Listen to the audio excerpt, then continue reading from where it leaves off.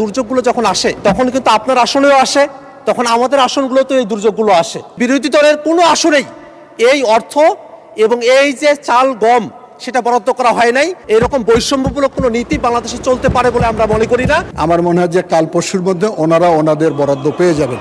ধন্যবাদ। বিরোধী দলের যে আসনগুলো আছে সেখানে দুর্যোগগুলো আসবে না, তাহলে হয়তো একভাবে হতে পারতো। কিন্তু দুর্যোগগুলো যখন আসে মাননীয় মন্ত্রী মহোদয়, তখন কিন্তু আপনার আসনেও আসে, তখন আমাদের আসনগুলোতেও এই দুর্যোগগুলো আসে। তখন কিন্তু আমরা সবাই কিন্তু সাফারার হই। এবং এই যে বরাদ্দগুলো আসে, এটা কিন্তু সরকারি দল বিরোধী দল এই বিভাজন করে এই দুর্যোগগুলো আসে না।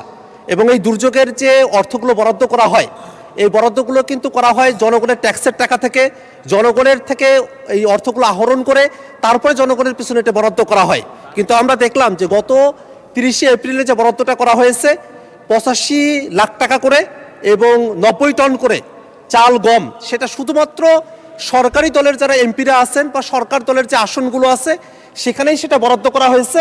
কিন্তু বিরোধী দলের কোনো আসনেই এই অর্থ এবং এই যে চাল গম সেটা বরাদ্দ করা হয় নাই, যেটা বিরোধী দলের আসনে যেসব সাধারণ নাগরিকেরা আছেন তাদের প্রতি চূড়ান্ত বৈষম্য।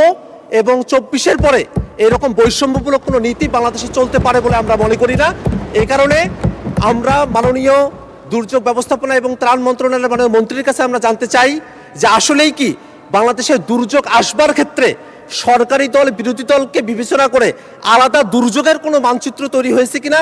যদি না হয়ে থাকে, এই দুর্যোগগুলোকে মোকাবেলা করবার জন্য যে সরকারের তরফ থেকে বরাদ্দগুলো দেওয়া হয় সেই ক্ষেত্রটাতে বৈষম্য দূরীকরণের ক্ষেত্রে দৃশ্যমান কোনো পদক্ষেপ গ্রহণ করা হবে কিনা, এবং কবে নাগাদ বিরোধী দলের যারা আমরা বঞ্চিত হয়েছি, আমাদের আসনের মানুষেরা বঞ্চিত হয়েছে, এই বঞ্চিত মানুষদের বঞ্চনা ঘুচাবার জন্য দুর্যোগ ব্যবস্থাপনা এবং ত্রাণ মন্ত্রণালয় থেকে সমতা ভিত্তিক বৈষম্য দূরীকরণমূলক উদ্যোগ গ্রহণ করা হবে এবং সেটা আসলে দেশের জন্য উপকার হবে।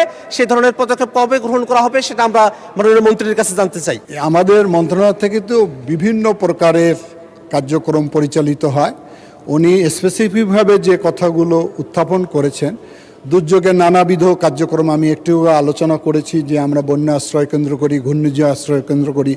যখন যেখানে দুর্যোগ সংগঠিত হয় জেলা পর্যায়ে প্রত্যেকটা জেলা প্রশাসকের কাছে আমাদের বরাদ্দ দেয়া রয়েছে জিআর ক্যাশ এবং জিআর রাইস।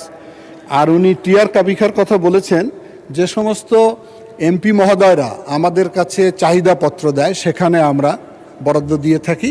আমার মনে হয় যে কাল পরশুর মধ্যে ওনারা ওনাদের বরাদ্দ পেয়ে যাবেন। ধন্যবাদ। আপনারাও পেয়ে যাবেন। ধন্যবাদ আপনাদের।